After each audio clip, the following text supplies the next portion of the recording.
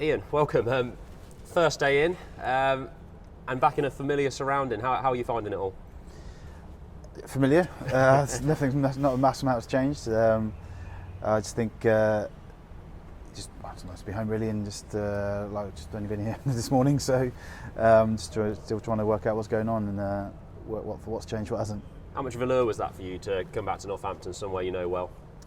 Yeah, it's definitely part of it. To be in and around family, got some 2 young children, so both my family's in and around here, so that was definitely part of the lure to come back. Allied to the rugby, it was a good mix. What about that rugby project excites you? What Chris Boyd's doing here at Saints? I think everyone I've spoken to in and around the club before I came was positive about what Chris is trying to achieve and how he's trying to achieve it. So from a rugby aspect, I think that was another fairly easy decision.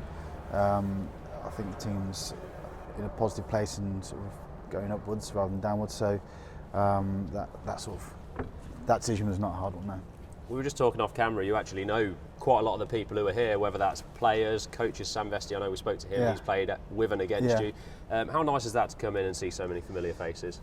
Yeah, it's definitely makes things easier. I've done it from the flip side, going across to France, so where it's very hard. So it definitely makes life a lot easier transitioning in, especially mid-season, where it could be a fairly difficult thing to do, jumping in to sort of finish off the last 3 months. If you don't know anyone or don't know the place, it takes that stress out of it, and hopefully means you can just concentrate on the rugby. You talk about France. You obviously did coaching with the England Under-20s. That's a good path that coaches take in this country. To go abroad and test yourself in a different environment, what did you learn from that? I just think that it is different. I know you just said that, but I think if you are just coaching the Premiership, you only know one thing and one way, potentially. So I think, from my point of view, I did it to work with the coaches I went across with, and to just have the rugby and life experience with the top European team. I think what I learned was there's more than one way to do things, and it's not always easy, and to also the simplicity of how you had to coach in different languages, and the messages that need to be simple. It translates really to what you need to deliver in English as well. What are those messages going to be from you for how you like to defend, your ethos? You can really geek out here if you want. Tell us how you like your sides to defend. Oh, no, I wouldn't do that to you.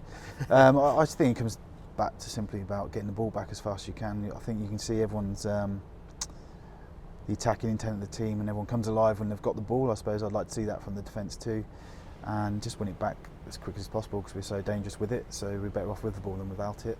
So it'd be my job to get it back as soon as I can. And there's probably a fair few different ways of doing that, which technically, tactically, I'll hopefully try and implement in the coming weeks. How easy is it to strike that balance? Generally, teams that play quite fast and not necessarily loose, but fast and open going forward, tend to concede more at the other end. How difficult is it to strike a balance and get that right? It can be obviously can be difficult. I think as long as the team understands that there has to be a balance, it's not all one-sided, then I think that's the first step.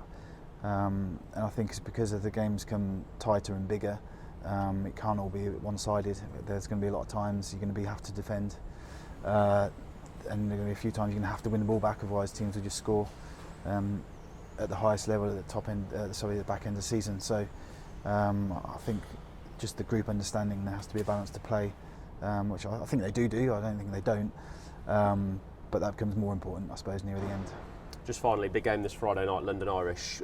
Will you be a spectator before you start bedding in next week, or are you looking forward to getting stuck? Yeah, no, I'll just be watching. Yeah, interested observer, very interested observer. I think the preparation was all done before I got here. Yeah. Last week, let alone this week. So I had no real time to jump in and help. So I think Jake's done a great job so far in stepping in. So there's no reason to jump in right now. I think it makes more sense to have the little break and have 2 weeks fully before Bristol to implement some stuff. But no, I think it'd just be watching and hoping I can see some good things going into the Bristol game that we can work on and continue.